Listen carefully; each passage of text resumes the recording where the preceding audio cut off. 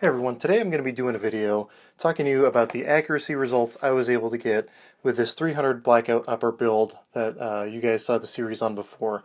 Now, if you haven't watched the actual build series for this, I highly recommend doing that, just so you can get a little bit of context as to what actually has gone into this upper for this accuracy test. I can say that overall I'm extremely happy with the different products that I use in this. I really couldn't ask for much better results than what I'm getting currently. So more than happy with what I'm getting here. But obviously this episode is going to be mostly talking about the barrel. Now for the barrel, I went with Faxon Firearms. The reason I did that is I have some experience with their products in the past. If you've watched the Haas USMC's videos on Faxon barrels, you know that I've been in a lot of those, and I even did his review for the 18-inch fluted barrel that they do in 5.56, which I was hugely impressed by. Just with standard mil-spec ammo, I was able to get half-inch and three-quarter-inch groups out of that, which you really can't ask for more than that. So I decided to trust them with this barrel, and I can honestly say I could not be more satisfied with the results that I got. Now, I really didn't know what to expect when it came to the accuracy that this thing was going to have. This is really my first deep dive into 300 Blackout, and I know it's mostly regarded as a short-range cartridge, so I wasn't sure what to expect. But I gotta say that I was hugely impressed, as you'll see in the results here shortly. Now I know that this thing kind of looks super mall ninja with this giant scope on here. Just for reference, this is the ATN X-Sight 2 3-14 scope. This is what I used for the accuracy testing, hence why it's still on here. But as soon as I'm done with this video, I'm going to be taking this back off and putting my primary arms red dot on there, since that's going to be what this gun is for. Obviously short range, not long range. I think if I'd had just regular 14 power scope with glass, it probably would have been a little bit better. The clarity issues with this thing at full magnification. So I was able to get good sight pictures. Unfortunately, I'm not going to be able to show you that, because even though I had it set to record with the recoil operated recording, it didn't actually record any of my shooting, which I didn't realize till I got home, which was lovely. So just FYI, while I planned on including actual POV shooting with this scope, not going to be able to do that for this video, unfortunately. I've been having really mixed feelings about these, but I'll talk about that more at the end. Just a quick overview before I get into the results, just so you know what I'm working off of here. I have my Spikes Tactical Form 1 SBR lower. This one is their Spider lower, which, you know, they got some pretty cool lowers to choose from. It's got a Geisley SSAE trigger in it, which helped out a lot, and I got a BCM stock and grip on here. Also working with the Magpul Noveske short throw safety, which I really like. It's probably my favorite one on the market right now. I have the Spikes Tactical upper receiver, if you can see that little spider logo right there. It does have T markings, which is really nice. I'm using a Strike Industries charging handle, forward assist, and dust cover, as well as their King Comp muzzle brake, which has been fantastic. Makes this thing super soft shooting. If you saw in my part 4 of my build series with my function test, you could see that this thing just pushes straight back, very easy to manage that recoil. Right now I just have a BCM bolt on loan for my BCM rifle, which you've seen in other videos, just, you know, until I can get another bolt in there. Like I said, I have the Faxon Firearms barrel. I also have the Faxon Firearms gas system, which is all contained within my Midwest Industries Gen 3 M-Lock rail. I really like this thing. Super lightweight, super low profile. And again, it also has T markings if that's something you're looking for. It also has built-in QD spots, which is really nice. And then I also have the Streamlight ProTac Rail 1 light, which I really like. It comes with a tape switch, and you can use CR123s or AA batteries, which is nice. Also, right now, it's still wearing my Magpul bipod adapter, just from when I was using my Harris bipod for the testing. Haven't taken that off yet, but I plan on doing that here very shortly. So anyway, getting to the testing. I did this on 2 separate outings. The first outing I was shooting prone off the ground. The place I was doing was super rocky, so I was having a hard time getting consistent groups. I did get some nice groups, as you'll see from that, but I was not overly impressed with what I was able to do with the gun, so I decided to go out a week later. This time I shot from a bench, again using a bipod off the bench, as you'll see in the footage.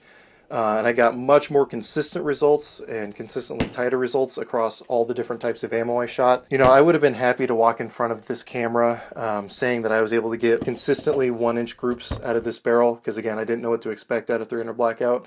But like I said, I was super impressed by what this barrel was able to do, and that's what really shone in the second outing that I did. Now, in both outings, I did 5-shot groups predominantly. The reason I did this is A, if you do 3-shot groups, people beg for 5-shot groups, so that's part of it. And then the other part is I'm not the greatest shooter in the world, so I know that I'm probably going to be the greatest variable in the accuracy of this gun. So by doing 5-shot groups, what I'm really looking at is the tightest 3 shots, because I figure the other 2 could very well be outliers of me flinching or jerking the trigger or whatever else. So I feel like to do the barrel and the ammo the best service I could, 5-shot groups is going to be really showing you the tightest 3 shots that you can expect when the variable of the shooter is taken out. One thing I also did on my first outing was got some velocities on some of the ammo here, so I can provide that for you. One thing though, the subsonic ammo did not like to register on my chronograph, so some ammos you'll get the average of the full 5 shots. Some of them you might get 1 or 2.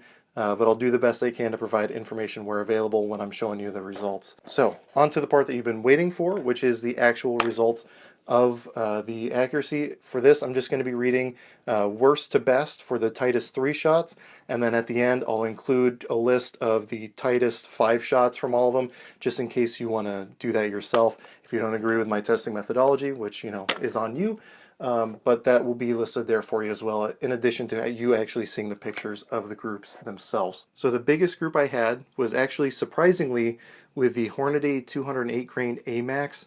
I really expected the Hornady to do better. The main reason I tested it was specifically recommended by a friend of mine.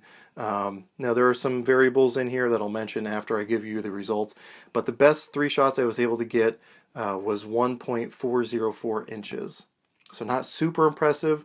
You may have better luck with it, but that's what I got. The next one down is the Australian Defence Industries. This is their 144 grain full metal jacket. This I was able to get a little bit tighter than the Hornady at 1.274 inches. All right, from here on out, we are talking about all sub 1-inch groups. Most of these are sub 3/4, and even a couple of them are sub 1/2 inch. But the next one down is Gorilla 220 grain Sierra Match King bullets. With the Sierra Match Kings, I got some pretty wide varying size groups, but the best one I was able to get was 0.813 inches. With the Remington 220 grain OTM, I was able to get a little bit tighter, and here's where we start getting under 3/4 of an inch at 100 yards. We are at 0.713 inches. The next best group was my Core Bond 110 grain DPX ammo. I was super impressed, by some of these defensive loads, seeing how tight they could get, since defense loads aren't necessarily built for supreme accuracy. They're more looking for expansion. But I was still able to get 0.696 inches on the tightest 3 for my Core Bond 110 DPX. Moving on down, we have the Barnes 110 grain tac-tx ammo. Again, this is one that you're looking more for expansion, so to get good accuracy was another bonus. And here I was able to get 0.620 inches. Moving down into our top 4, we have our Nosler 125 grain ballistic tip ammo. Just full disclosure, this ammo was provided to me at no cost from Nosler, so just putting that out there. And with this ammo, I was able to get 0.589 inches. From the Gorilla 110 grain Varmageddon ammo, I was able to get 0.527 inches. So this actually performed a little bit better than their OTM ammo for me, but still performed very, very well. Number 2 was probably the biggest surprise for me. This was shooting the cheapest stuff I have available to me locally, which is the Fiocchi 150 grain full metal jacket ammo. And with this, my tightest 3-shot group was 0.443 inches. So this takes us into the sub 1/2 inch group here. But then my number 1 group was with the Core Bond 220 grain OTM match ammo. But my best group was with the Core Bond 220 grain open-tipped match ammo, and with that I was able to get 0.416 inches.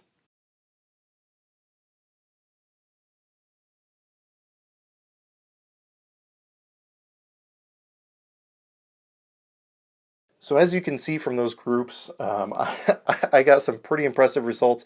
Again, when you include the full 5-shot groups, things open up quite a bit, and I'll go ahead and list those now. But keep in mind, again, I'm not the best shooter, so again, some of the bigger groups are just, again, for me flinching, or other variables in me, not so much the gun or the ammo. Again, that's why I shot the 5 shots. Overall, I was super impressed by the accuracy I was able to get.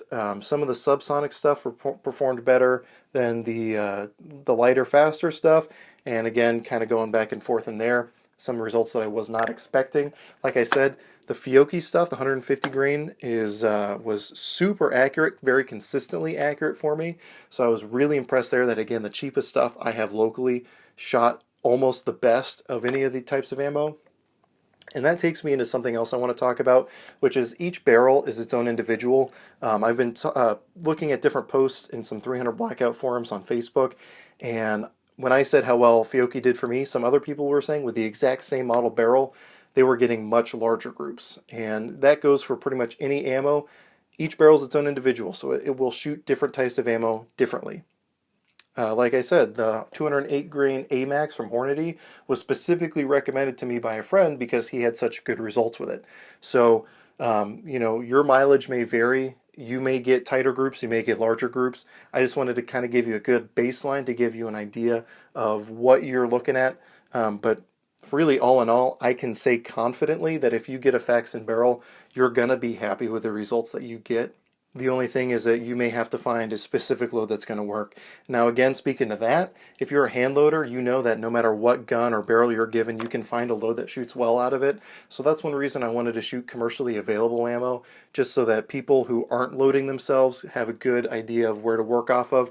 And also for me, where I plan on hand loading in the future, this gave me a good idea of what kind of weights or speeds that this barrel likes, so that I know how to work up my own load in the future. You know, I got some good subsonic loads to work off of, and I got some good supersonic defensive or varmint loads to work off of as well. So I'm pretty happy about that. Something else I want to mention is some of the reliability issues that I was having with this. My first outing, I was getting really inconsistent feeding and reliability throughout the entire day, but a lot of that is just based on the environment I was shooting in. I'll show you a picture of inside the chamber and just inside the upper receiver from that day, but it was getting a lot of dirt and a lot of grit in there, and some really coarse sand that was really slowing the action down, making it super gritty. Tried to clean it out the best I can, but I didn't have all my cleaning supplies with me, so I was dealing with some reliability issues. The second outing, once I cleaned everything out, I was having flawless function with all the supersonic loads. However, the subsonic stuff still does not want to cycle in my upper. I think once I put a can on here, which should be happening here in the near future, that will alleviate some of those function issues. It should give me a little bit more back pressure to cycle the bolt. I'm also planning on trying out some different buffers, as well as maybe some different weights in bolts, maybe get a lightweight bolt, see if that alleviates anything. But hopefully we're going to be able to troubleshoot and diagnose that a little bit better. But just giving you full disclosure there that I haven't had 100% reliability, especially when it comes to the subsonic stuff. But again, that's something I'm working through, and I think it's more environmental as far as the supersonic stuff goes. I don't think it's any of these specific components affecting that. So in closing, I recommend that if you haven't watched the build series and my other videos on this upper, that you check those out. I'll have a link to those at the end of the video. And also, if you're interested in 300 Blackout, this is something I plan on doing a lot of in the future. So, you know, if you want to see what I am able to do with 300 Blackout, please go ahead and subscribe to my channel. Once I get some more different loads, I plan on doing another accuracy test with different types of ammo as well, just so that I can cover an even larger swath of the current commercially available 300 Blackout. So stay tuned for that. I do plan on painting this rifle. I plan on doing a bunch of other stuff with it. So if you want to see those, again, go ahead and subscribe, and you'll see those when they come out. But as always, I hope you're able to get something out of this video, and I really appreciate you watching. So I don't know if it's this break or what, but I can say that the recoil and muzzle climb together was really just as light, if not lighter, than 5.56, shooting a standard 5.56 with like an A2 bird cage.